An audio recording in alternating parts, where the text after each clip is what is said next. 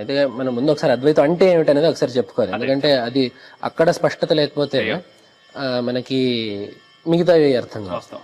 అద్వైతం అంటే చాలా మంది ఏమనుకుంటారంటే అంతా ఒకటే అని చెప్పి అనుకుంటారు. అది చాలా తప్పు. అంతా ఒకటే అనేది కాదు అద్వైతం చెప్పేది.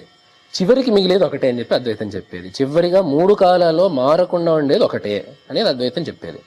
మిగతావన్నీ కూడా మిథ్య అని. ఈ మిథ్య అనే పదం కూడా ఎవరికి సరిగ్గా అర్థం కాదు. మిథ్య అంటే ఏదో కల్లిబొల్లి కనికట్టు అని చెప్పి అనుకుంటారు. మిథ్య అంటే శాస్త్రంలో చెప్పిన నిర్వచనం ఏమిటంటే తెలుసుకున్నాక పోయేది, దాని యథార్థ స్వరూపం తెలుసుకున్నాక ఏదైతే పోతుందో అది మిథ్య. ఇది ఒక నిర్వచనం. ఇంకో నిర్వచనం మనకు తేలిగ్గా అర్థమయ్యేది ఏమిటంటే నిత్యం కాకపోయినా మనకు కనపడేది అని చెప్పి అర్థం. అంటే సత్ అసత్ భిన్నం అని చెప్పి అంటారు శాస్త్రంలో. దాని యొక్క అర్థం ఏంటంటే సత్ అంటే 3 కాలాల్లో ఉండేది, అసత్ అంటే ఏ కాలంలోనూ లేనిది. ఎట్లా అంటే ఆకాశ పుష్పం. ఇప్పుడు ఆకాశ పుష్పం అనేది ఎక్కడ లేదు. శశశృంగం, కుందేటి కొమ్ము. కుందేటి కొమ్ము అనేది ఎప్పుడూ లేదు, అప్పుడు లేదు.